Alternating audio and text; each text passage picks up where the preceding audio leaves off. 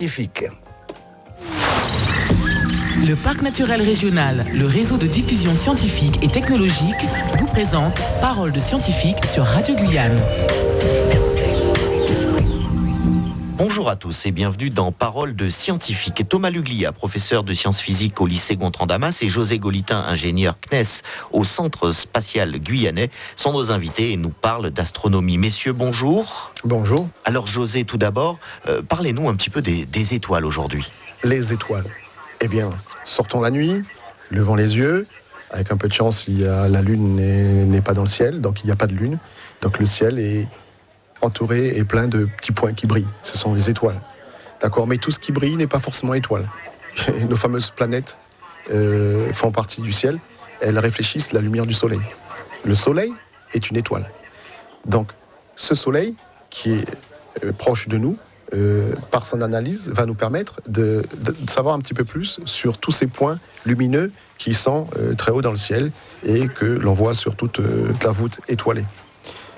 Les étoiles ont été, donc, au tout début, il était très difficile d'imaginer la distance qu'il y avait entre la Terre et ces étoiles. Les constellations que nous voyons dans le ciel, quand on les regarde, on a l'impression qu'elles sont toutes plates et que toutes les étoiles sont à la même hauteur, à la même distance, ce qui n'est pas le cas. Il y a des étoiles qui sont très proches et d'autres qui sont encore beaucoup plus proches. Voilà. En début de notre siècle, deux astronomes, Hertzsprung et Russell, ont établi un diagramme qui a permis de faire une classification des étoiles. Pour classer les étoiles dans le ciel, pensez à la phrase suivante en anglais. Oh, be a fine girl, kiss me. Ça vous donne O, B, A, F, G, K, M. Voilà. Vous prenez le G et vous l'attribuez à notre Soleil. Notre Soleil est une étoile moyenne. Alors, la classification est fonction de la température des étoiles. Une étoile en haut, c'est l'étoile la plus chaude, à des millions de degrés. Notre Soleil est une étoile qui a quelques milliers de degrés. Entendons-nous bien, température de surface d'étoiles. Donc les couleurs que vous voyez dans le ciel, effectivement, des étoiles, si on prend le temps de bien regarder, de prendre des photos, d'utiliser des télescopes, vous allez voir des étoiles qui auront des couleurs bleues, blanc, jaune, comme notre Soleil, rouge, d'accord ? Et le bleu représente la température la plus chaude, le million de degrés, le rouge, la température jusqu'au naine rouge, la température la plus basse. Les étoiles naissent, vivent et meurent. Notre Soleil est né il y a à peu près 10 milliards d'années et il lui reste 5 milliards d'années à vivre. Voilà.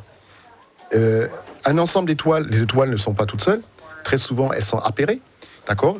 Un ensemble d'étoiles représente une galaxie, notre Voie lactée par exemple, mais les galaxies aussi se regroupent en amas de galaxies, et les amas de galaxies se regroupent en super amas de galaxies. L'univers est composé de plusieurs centaines de milliards de super amas de galaxies, dont la composition de base, c'est l'étoile. Et qu'est-ce qu'une étoile filante, Thomas ?